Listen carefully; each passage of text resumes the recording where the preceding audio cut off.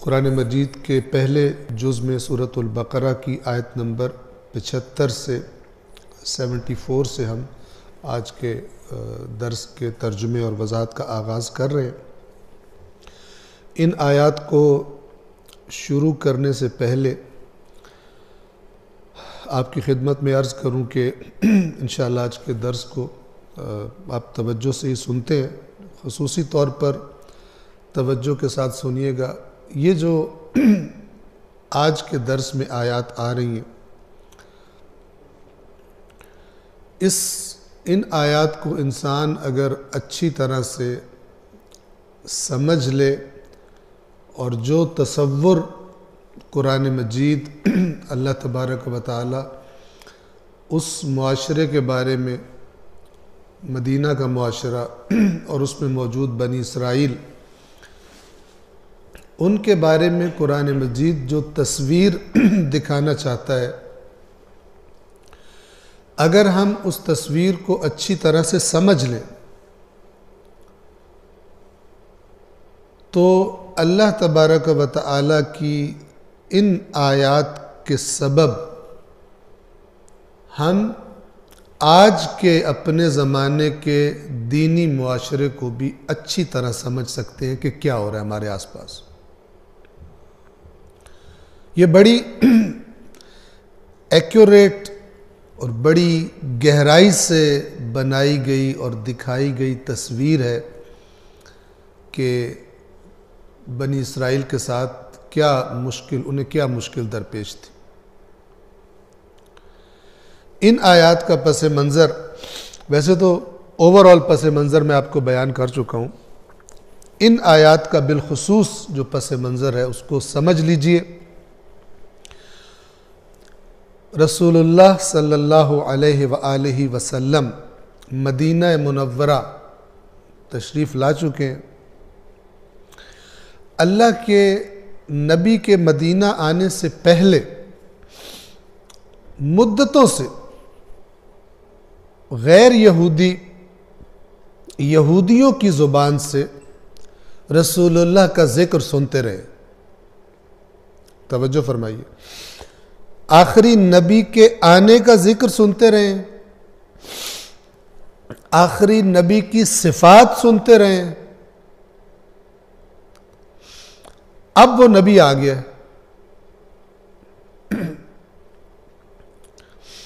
جب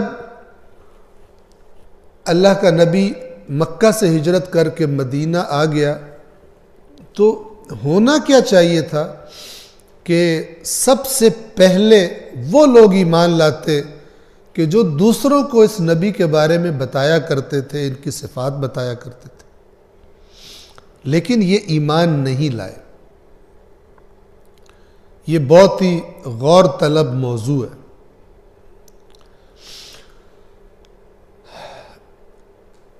اوس اور خزرج کے قبیلے جو مدینہ میں رہتے تھے، جو ان بنی اسرائیل سے اس رسول کے تذکرے سنتے تھے، وہ ایمان لے آئے۔ اب ایک نیچرل سی توقع تھی ان نئے مسلمانوں کو کہ ہم تو کسی اللہ کے دین کو مانتے ہی نہیں تھے، جب ہم اس رسول پر ایمان لے آئے ہیں تو وہ لوگ کہ جو ہمیں اس رسول کے بارے میں بتایا کرتے تھے، ہمارے دوست یہودی مدینہ کے مل کے رہتے تھے۔ آج کی طرح کا شہر تو نہیں تھا جیسے آج شہر ہوتے ہیں، لاہور شہر ہے مثال کے طور پہ، کراچی شہر ہے، فیصل آباد شہر، چھوٹی سی آبادی تھی، اس زمانے کے اعتبار سے شہر تھا، آج کے زمانے کے اعتبار سے گاؤں بنے گا، تو جانتے تھے۔ تو اب وہ جو انہوں نے تذکرے سنے ہوئے تھے رسول اللہ کے، اب انہوں نے کہا کہ ہم ایمان لے آئیں تو یہ جو ہمارے دوست جو ہمیں بتایا کرتے تھے، ہمارے ہمسائے مدینہ کے یہودی اس رسول کے بارے میں، یہ بھی آج نہیں تو کل ایمان لے آئیں گے۔ ان سے تو بہت زیادہ توقع تھی مسلمانوں کو۔ اللہ نے ان سے فرمایا ان آیات میں توقع ختم کر دو،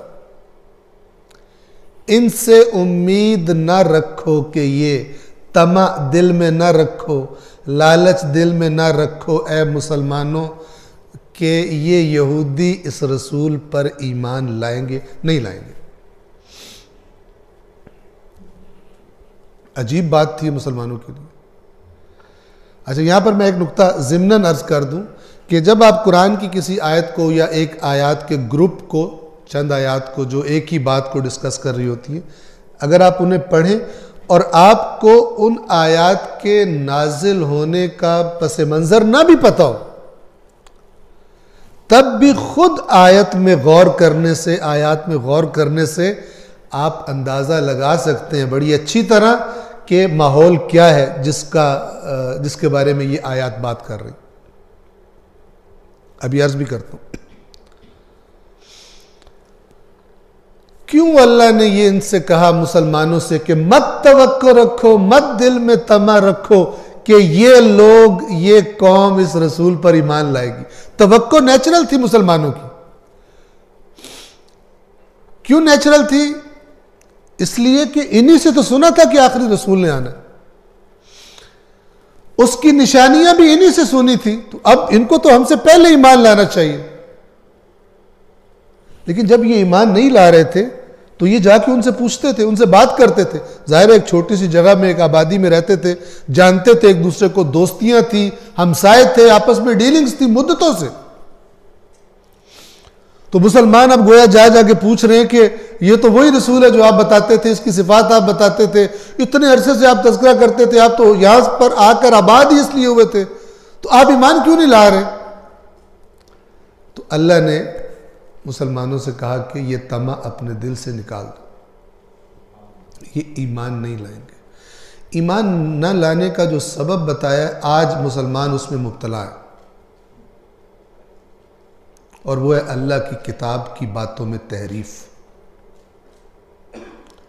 اللہ نے کچھ کہا ہو اور جناب اس کو گھما پھرا کے، جیسے ماہر وکیل جس نے اچھی طرح لا پڑھا ہو، بہت بڑی ڈگری لی ہو، بڑا تجربہ کار وکیل ہو، وہ بڑے طریقے سے قاضی کے سامنے جھوٹ کو سچ بنا کے پیش کر دیتا ہے، اور سچ کو جھوٹ بنا کے پیش کر دیتا ہے، بے گناہ کو قاتل بنا دیتا ہے، قاتل کو بے گناہ بنا دیتا ہے، اور لوگ سمجھتے ہیں کہ یہی حقیقت ہے۔ اسی طرح کا کھیل علماء سو اللہ کی کتاب کے ساتھ کھیلتے، اور اپنی اپنی عوام کو، اپنے آڈینس کو، اپنے سامعین کو، اپنے ناظرین کو اللہ کی کتاب اپنی مرضی کے نتیجے نکال کے نظریات بنا کے پیش کرتے ہیں، اور وہ لوگ سمجھتے ہیں کہ جی قبلہ صاحب نے تو فرمایا تھا، قرآن میں لکھا ہوا ہے۔ خود بھی تو تمہارے اندر عقل تھی، ایک دفعہ جا کے دیکھ لیتے، قبلہ صاحب سے ایڈریس پوچھ لیتے، اور جا کے خود بھی دیکھتے کہ اس آیت میں کیا بات ہے، نہ کہ اندھوں کی طرح داد دے کر اور سمجھو کہ قرآن میں یہ لکھا ہوا ہے، اللہ کی کتاب میں یہ لکھا ہوا ہے، اور خود سے کبھی اتنی بھی زحمت نہ کرو جو دنیا کے لیے کئی گھنٹے مزدوریاں کر لیتے ہو، اللہ کی بات حقیقت میں جاننے کے لیے 2 ورق الٹ کے اللہ کی کتاب کو نہ دیکھ سکو۔ جب اس قدر غیر سنجیدہ رویہ ہو جائے خدا کے دین کے بارے میں کہ انسان زحمت کرنے کو تیار نہیں ہے، اس کا حق بنتا ہے کہ اس سے صراط مستقیم چھین لی جائے، اس کا حق بنتا ہے۔ جو دنیا کے لیے پاگلوں کی طرح محنت کرتا ہے، دنیا کے چند روپے کمانے کے لیے، مال بنانے کے لیے، جائیداد بنانے کے لیے، نہ اسے دن یاد رہتا ہے نہ اسے رات یاد رہتی ہے۔ کیا کر رہے ہو؟ اوور ٹائم لگا رہا ہوں۔ کیوں لگا رہے ہو؟ میں نے وہاں گھر بنانا ہے، میں نے وہ والی چیز خریدنی ہے، میں نے یہ کرنا ہے۔ اور دین کے لیے چند منٹ، آدھا گھنٹہ، 1 گھنٹہ نکال کے راضی نہیں ہے کوئی؟ حق بنتا ہے صراط مستقیم چھین لی جائے ایسے لوگوں سے، اور یہ بنی اسرائیل کی عوام سے اسی لیے چھن گئی تھی۔ توجہ کیجیے، سورۃ البقرہ آیت نمبر 75 بہت اچھی طرح ان کو سمجھیے گا۔ اور وہ جیسے ہوتا ہے نا، کسی نے اگر ملک سے باہر جانا ہو تعلیم کے لیے تو بڑی محنت کر رہے ہوتے ہیں، جناب ٹوفل کی تیاری ہو رہی ہے، اور جناب اس وقت SAT ہوا کرتا تھا، کچھ اور مثلا ایگزامز ہیں، ہم نے بہت زبردست نمبر لینے، بہت اچھی طرح پڑھنا تاکہ ہم باہر جا سکیں۔ تو بہت اچھی طرح سنیں تاکہ جنت میں جا سکے. ٹھیک ہے, جنت کا ویزا آپ کا لگ سکے, اس کو بہت توجہ سے سنیں. اور میں پھر بھی عرض کرتا ہوں کہ بعض افراد ایسا کرتے ہیں, سب ایسا کریں کہ اگر آپ کے پاس مثلا موبائل فون وغیرہ ہے یا کوئی ٹیبلٹ وغیرہ ہے تو آیت کو سامنے رکھیں, اور اگر کوئی ٹرانسلیشن والی ایپ ہے آپ کے پاس یا کچھ بھی ہے تو سامنے کھول کے رکھیں, تاکہ میں اگر اوپر نیچے کروں بات کو تو آپ کو پتہ چل جائے تو مولانا صاحب نے چیٹنگ کی ہے یہاں پر. آیت کو سامنے رکھیے, سورۃ البقرہ آیت نمبر 75. افتطمعون ان یؤمنوا لکم, کیا تم اس بات کی توقع رکھتے ہو, افتطمعون, تطمعون طمع سے ہے, کیا تم طمع رکھتے ہو. طمع یعنی عام طور پر طمع کا لفظ نیگیٹو لالچ میں استعمال ہوتا ہے, لیکن بعض اوقات مثبت معنی میں بھی استعمال ہوتا ہے. جیسے کہ مسلمانوں کو طمع تھا کہ یہ ایمان لے آئے, تو اللہ تعالیٰ فرما رہے تو کیا تم یہ طمع رکھتے ہو ان یؤمنوا لکم, کہ یہ تمہاری باتوں پر ایمان لے آئیں گے, تمہاری باتوں پر کو مان لیں گے؟ نہیں مانیں گے. کیوں یہ نہیں مانیں گے کہ لفظ آیت میں نہیں ہے لیکن آیت سے سمجھ آ رہا ہے. آپ عام جو دنیا میں اپنے روزمرہ کی گفتگو کرتے ہیں ایسی باتیں آ جاتی ہیں. ایک بندہ ہو جس کو 100 بار آزمایا جا چکا ہو کہ وہ کسی کی مدد نہیں کرتا برے ٹائم میں, ٹھیک ہے, اور آپ پھر ایک بندے کو دیکھیں جو پہلے اس کو 100 بار آزما چکا ہے, پھر اس کے پاس جا رہا ہو تو آپ اسے کیا کہیں گے؟ تمہیں اب بھی امید ہے کہ وہ تمہاری ہیلپ کرے گا. یہ آپ کیا کہہ رہے ہوتے ہیں؟ یہ آپ پوچھ رہے نہیں ہوتے بلکہ آپ کہہ رہے ہوتے ہیں کہ یہ نہیں کرے گا. اور اس طرح سے یعنی یہ پوچھ کر انکار کرنا یہ اور زیادہ بلیغ ہوتا ہے, مؤثر ہوتا ہے, اور زیادہ بات کو پہنچاتا ہے, تاکید ہوتی ہے اس میں کہ یہ کام نہیں ہونے والا. افتطمعون, کیا تمہیں یہ طمع ہے ان یؤمنوا لکم, کہ وہ تمہاری باتوں پر یعنی تمہارے دین پر ایمان لے آئیں گے؟ نہیں لائیں گے. یہ کلام کے اندر لکھا ہوا نہیں ہے, الفاظ میں نہیں ہے, لیکن اسی کلام سے سمجھ آ رہا ہے. کیوں نہیں تمہاری باتوں پر یہ ایمان کیوں نہیں لائیں گے, اسلام کیوں نہیں قبول کریں گے؟ اللہ تعالیٰ ریزن بتا رہا ہے. اور ریزن کیا ہے, وہ سبب کیا ہے؟ یعنی یہ سبب جب کسی میں آ جائے تو پھر چھوڑ دو توقع کہ وہ حق کو تسلیم کرے گا. یہ سبب جہاں پر موجود ہو. اور آج یہ جو مسلکی جنگیں ہیں تو یہ سبب بڑی چمک دمک کے ساتھ موجود ہے.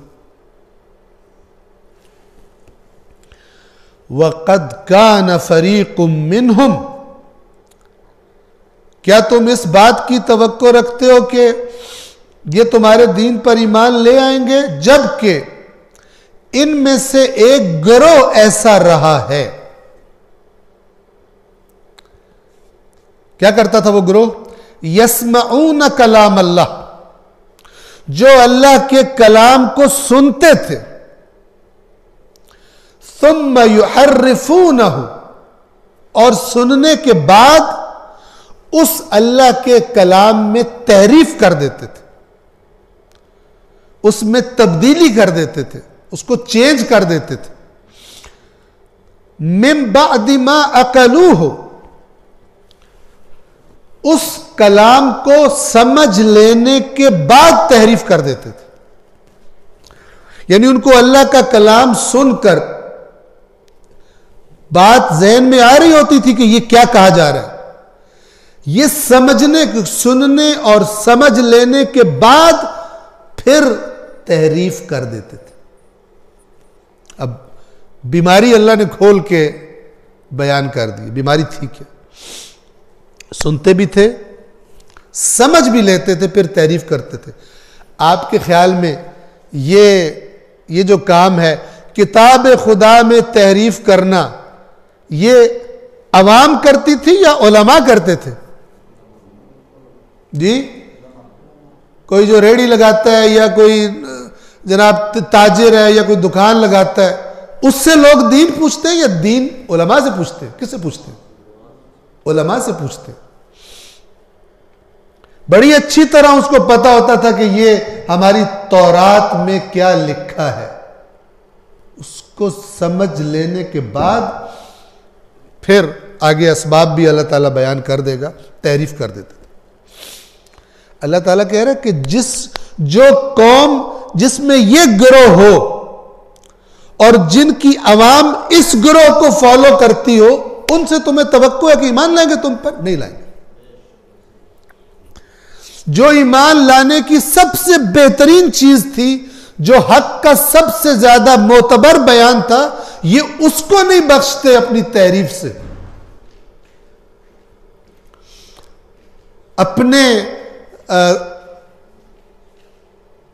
اپنے افکار پر، اپنے مفادات پر، اپنے تعصبات کے مطابق اس کو تحریف کر کے ڈھال لیتے ہیں۔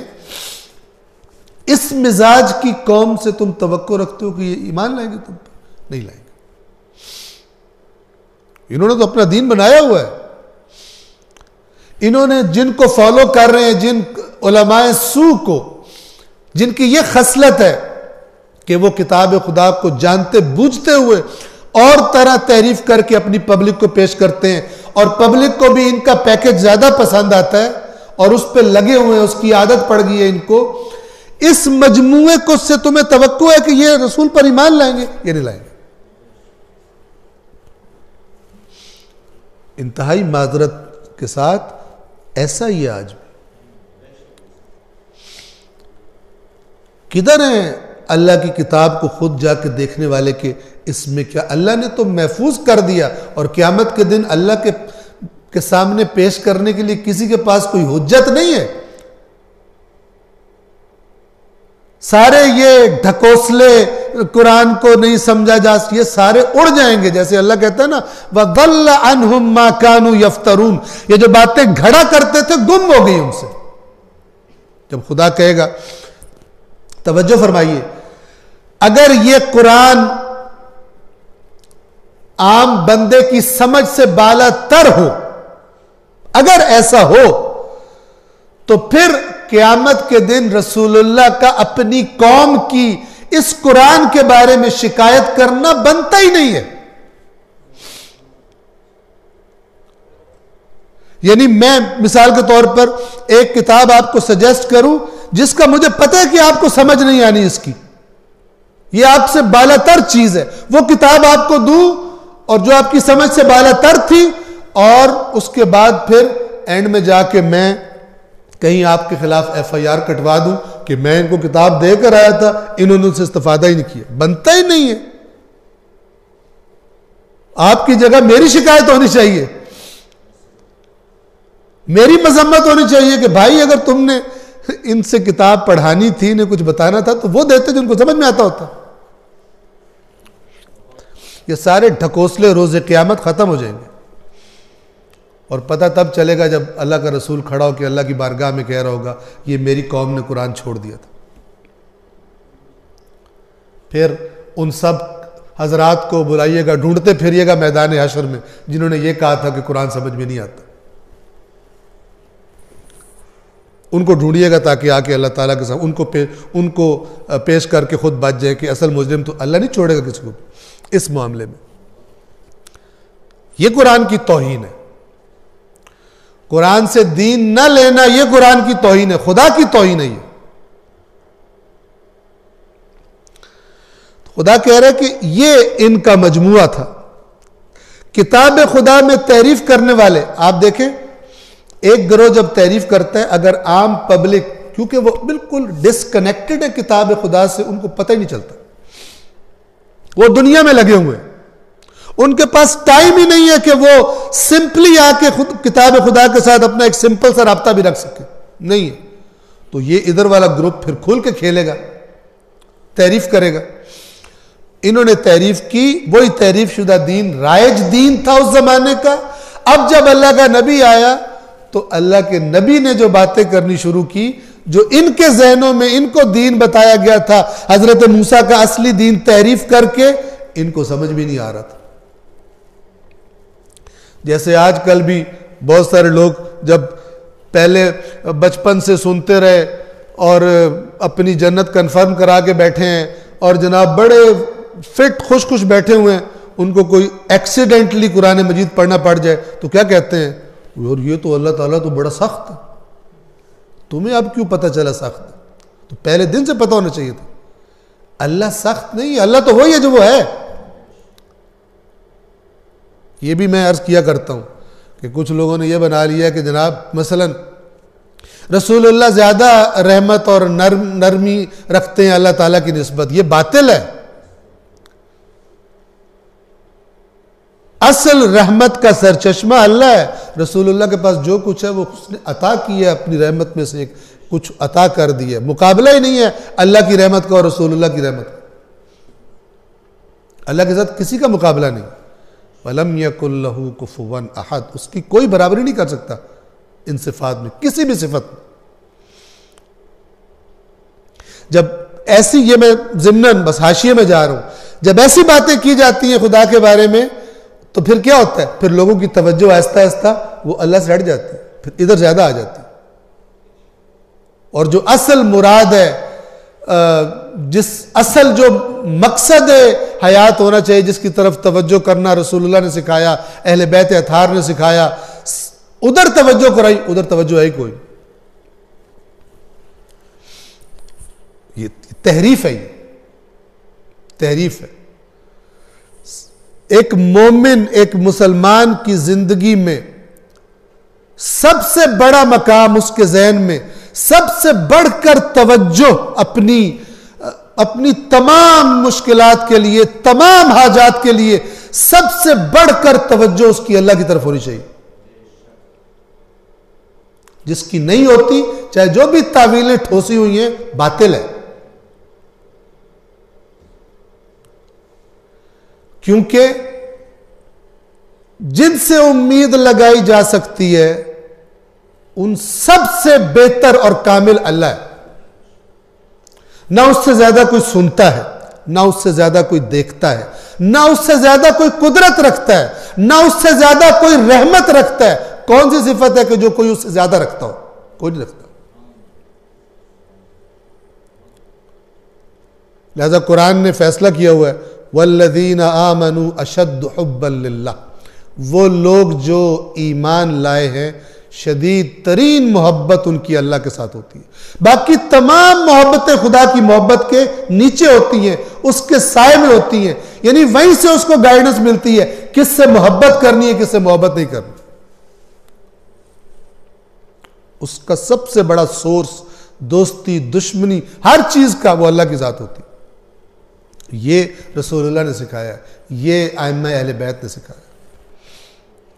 آپ کتاب اصول کافی اٹھا کے دیکھیں, امام فرماتے ہیں اس وقت تک تم مومن نہیں ہو سکتے جب تک تمہاری ہر دوستی اور ہر دشمنی, یا دوسرے لفظوں میں ہر پسند اور ہر ناپسند صرف اللہ کی خاطر نہ ہو جائے. صرف اللہ کی خاطر. سب سے اونچا مقام جو ہے ایک مومن کی زندگی میں وہ اللہ کا ہونا چاہیے. تو تحریف, مجھے اور آپ کو کیسے پتہ چلے گا تحریف کا؟ اس اللہ کی کتاب کے الفاظ کے ساتھ, اس کی آیات کے ساتھ اٹیچ ہونے سے. اس کے بغیر نہیں پتہ چل سکتا. ایک صلوات پڑھیں محمد و آل محمد.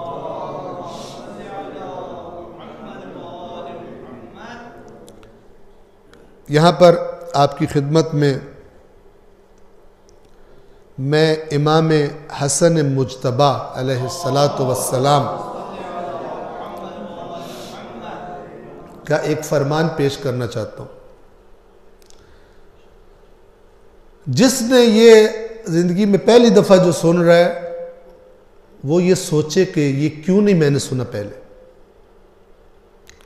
حالانکہ کچھ چیزیں ہیں کہ جو میں ہر روز سنتا ہوں, ہر روز ریپیٹڈلی, ہر تقریر میں سنتا ہوں میں, تو یہ کیوں نہیں سنتا, میں یہ کیوں نہیں بتاتے. سنیے, الامام الحسن علیہ السلام اعلموا علما یقینا، یقینی طور پر اس بات کو جان لو. یہ تاکید فرما رہے ہیں. یہ بھی کہہ سکتے ہیں اعلم، تم لوگ جان لو. فرما رہے اعلم، جان لو. کون سا علم؟ علما یقینا. یہ تاکید ہے کہ اس کو یقینی طور پر جان لو. کیا بات جان لو؟ انکم لن تتلوا الکتاب حق تلاوتہ، تم لوگ کبھی بھی اللہ کی کتاب کو اس طرح نہیں تلاوت کر سکتے جس طرح اس کتاب کو تلاوت کرنے کا حق ہے.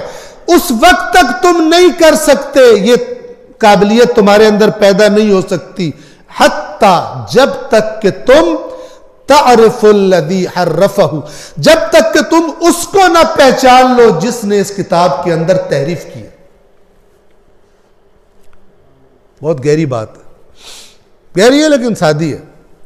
تھوڑی سی توجہ کریں تو بہت آرام سے سمجھ میں آ جاتی. میں نے کسی ایک بندے کو اپنا قبلہ و کعبہ بنایا ہوا ہے اور وہ مجھے کہہ رہے جو قرآن میں اللہ نے اے فرمایا، قرآن میں اللہ نے اے فرمایا. میں کہہ رہا ہوں جو قبلہ صاحب فرما رہے ہیں پیچھے آمین ہے ہماری. اگر خدا نخواستہ وہ ہیرا پھیری کرتا ہو تو وہی پکچر بنے گی جو یہودیوں کی معاشرے کی اللہ تعالیٰ نے یہاں پہ ان آیات میں بتائی ہوئی. اب امام فرما رہے ہیں کہ جب تک تجھے اس کی پہچان نہ ہو جو کتاب کی باتوں میں تحریف کرتا ہے تب تک تو کتاب کو فالو ہی نہیں کر سکتا. کیوں؟ اس لیے کہ کتاب کے نام پر تو غلط چیز کو فالو کرو، تجھے کیا پتا؟ جب تک کہ تحریف کرنے والے کو تحریف کیسے ہوتی ہے تو نہ جان لے تب تک تم لوگ کبھی بھی اللہ کی کتاب کی اس طرح تلاوت نہیں کر سکتے جس طرح تلاوت کرنے کا حق بنتا ہے. اب سوال، ہم کیسے پہچانے؟ سارا کام کاج چھوڑ کر چلے جائیں، دینی مدرسے میں داخلہ لے لیں، باقی سارے کام چھوڑ دیں؟ ایسا کرنے کی ضرورت نہیں ہے. اپنے لیے ایک پروگرام بنائیں، قرآن مجید کے ٹیکسٹ کو، قرآن مجید کے متن کو آہستہ آہستہ اس سے اپنے آپ کو مانوس کریں. آپ کو پتہ ہو کہ ایک عرصے کے بعد سارے کا سارے قرآن مجید کا جو ٹیکسٹ ہے وہ گویا آپ کے دماغ کے اندر موجود ہو. یہ نہیں کہہ رہا حفظ کریں سارے قرآن کو، لیکن جب انسان بہت زیادہ پڑھتا ہے تو اس کو پتہ ہوتا ہے اس کے اندر کیا. جیسے بہت محنتی بچے مثلا سال بھر میں اتنا ایک کتاب کو پڑھتے ہیں کہ انہیں سارا پتہ ہوتا ہے اس کے اندر کون کون سے ٹاپکس ہیں اور مثلا کیا کیا چیزیں اس میں ڈسکس کی، پتہ ہوتا ہے ان کو. سال بھر میں وہ اتنی محنت کر لیتے. ایک سال ایسا قرآن کو دے سکتے ہیں.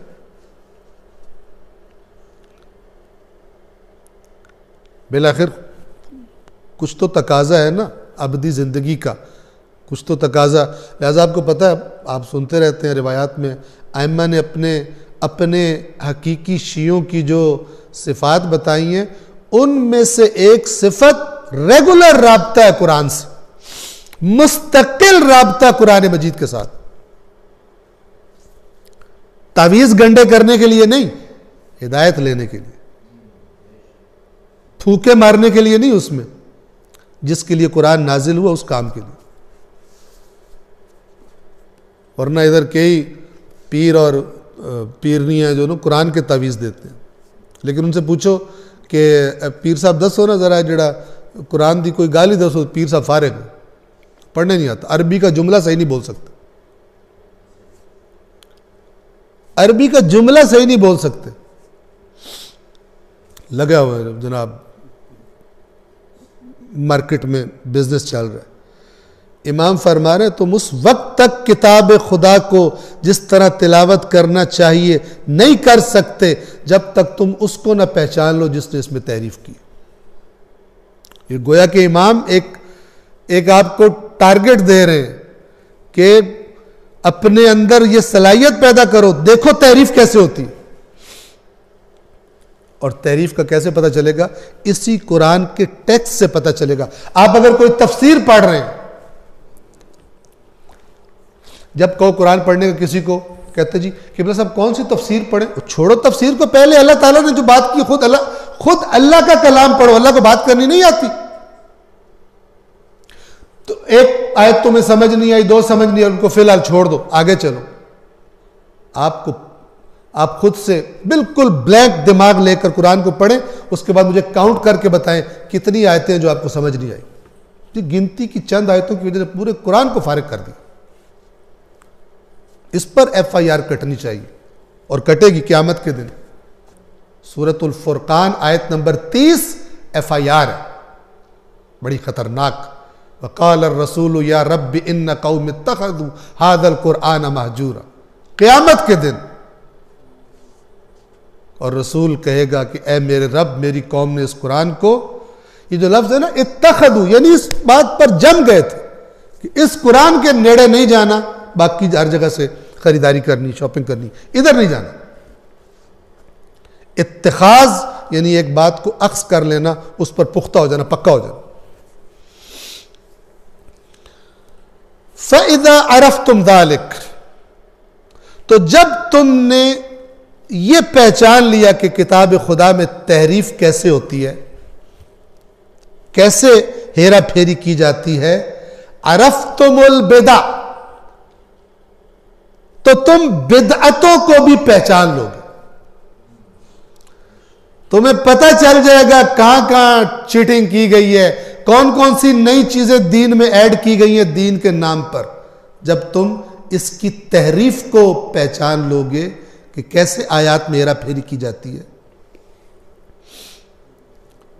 میں عرض کیا کرتا ہوں کہ اگر آپ کسی کی بھی، یہ جو میں بات کروں کہ کسی ایک فرقے سے، کسی ایک مسلک سے مربوط نہیں ہے.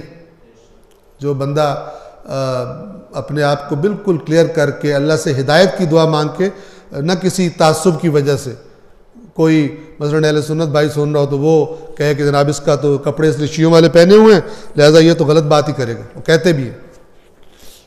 تعصب سے زہر اتنا دماغوں میں بھر دیا گیا ہے کہ ایک دوسرے کی بات سننے کو تیار ہی نہیں. کاش کہ وہ جو میں نے لاسٹ درس میں آپ کو سورہ آل عمران کی آیات سنائی تھی، لیسوا سواء، سب ایک جیسے نہیں. کاش ہر مسلمان مسلک کے لوگ دوسرے کو اسی نگاہ سے دیکھیں. اچھے لوگ بھی ہیں، گندے لوگ بھی ہیں، اور اچھے جمع ہو جائیں. اچھے جمع ہو جائیں، خدا کی رحمت نازل ہوگی اس امت پر، اور یہ زہر جو ہے فرقہ واریت کا ختم ہو جائے. اپنے نظریات رکھیں.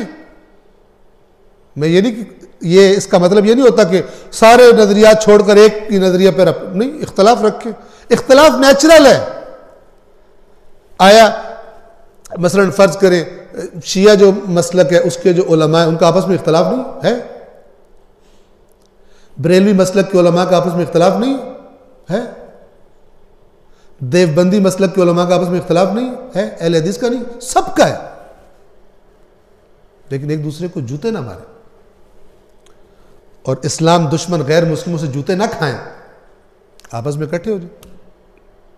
کامن سینس ہے جو نہیں ہے مسلمانوں میں.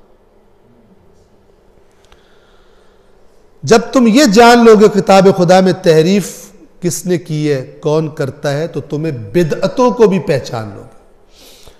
والتکلف، تکلف کو پہچان لو گے. اب جو تکلف ہے یہ ہم اپنی اردو زبان میں اس کو، میں یہ تو نہیں کہتا کہ غلط معنی میں استعمال کرتے ہیں.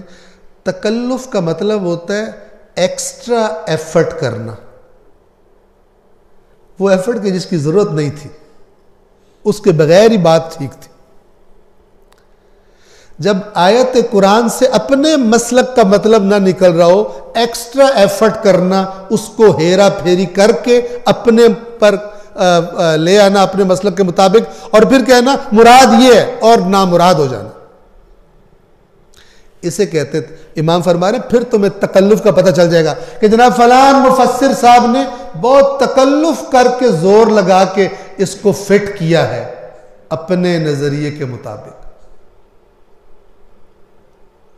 علامہ محمد حسین طباطبائی رضوان اللہ تعالی علیہ تفسیر میزان جو ہے ان کی معروف، اس کے مقدمے میں انہوں نے فرمایا ہوا ہے کہ اکثر لوگ کیا کرتے ہیں، قرآن کی آیات کو اپنے مسلک کے نظریات پر تطبیق کرتے ہیں، ٹیلی کرتے ہیں، ٹھوس ٹھاس کے اس میں فٹ کرتے ہیں، اور جب یہ کر لیتے ہیں اس کا نام رکھ دیتے ہیں تفسیر قرآن.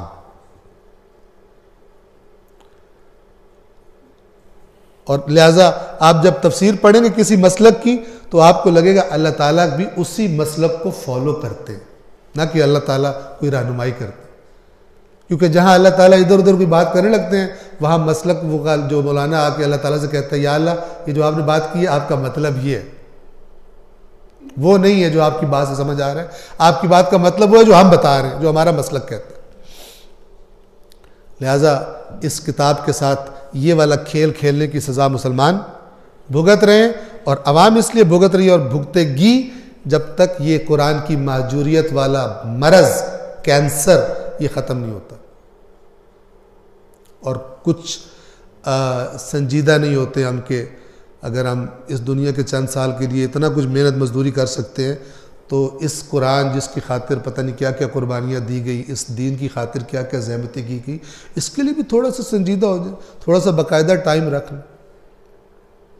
ثواب کے علاوہ بھی کبھی چکھ کے دیکھ لیں اس کو کہ اس میں کچھ اس دنیا کے لیے بھی کچھ ہے ہماری یا نہیں.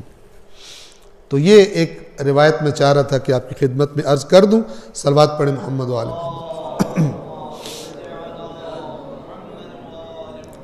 یہاں میری ان آیات پر سپیڈ ذرا آہستہ ہو جائے گی، اس لیے کہ یہ تصویر وہ ہے کہ جو آج کی تصویر ہے. اللہ نے بلا وجہ نہیں رکھی یہ چیزیں بیان کی یہاں پر کہ ادھر ہی یہودی ختم، اس زمانے کے یہودی گئے تو یہ آیتیں بھی ختم ہو گئی. نہیں، یہ تا قیامت ہے. یہ مزاج اللہ کی کتاب کے ساتھ آج بھی پبلک کا یہی مزاج ہے. اور آج بھی بعض جو ممبروں پہ ناچتے ہیں آ کر، ان کی بھی صورتحال یہی ہے. کہیں کی آیت ہوتی ہے اس کو اٹھا کے کسی اور مطلب پہ فٹ کر دیتے، اور پبلک نہ پتہ نہ سر آگے واہ واہ کر رہی ہوتی، نہ کبھی دیکھا جا کر کے وہاں لکھا کیا ہوا ہے، نہ کبھی دیکھا کہ اس کا سیاق و سباق کیا ہے، اس کا کانٹیکسٹ کیا ہے. جو سنا اس کے پیچھے چل پڑے. یہ پبلک کا مزاج تھا جس کی وجہ سے ان کے بنی اسرائیل کے علماء نے ان کی پبلک کا بیڑا غرق کر دیا، رسول اللہ پر ایمان نہیں لائی، چونکہ انہوں نے لیڈر گندے بنائے ہوئے تھے، تحریف کرنے والے. کیا تم اس بات کی توقع رکھتے ہو کہ یہ تمہارے دین پر ایمان لے آئیں گے؟ حالانکہ ان میں سے ایک گروہ ایسا رہا ہے جو اللہ کے کلام کو سنتا ہے پھر اسے سمجھ لینے کے بعد جان بوجھ کر اس میں تعریف کر دیتا ہے. جو اتنی بڑی جسارت کر سکتا ہے اس سے تم توقع رکھتے ہو کہ ایمان لیں گے؟ نہیں لائیں گے. جن کی حرکتوں سے خدا کا کلام محفوظ نہیں ہے وہ تمہاری بات پر ایمان لائیں گے؟ ہرگز ایمان نہیں لائیں گے. صلوات پڑھیں محمد و آل محمد.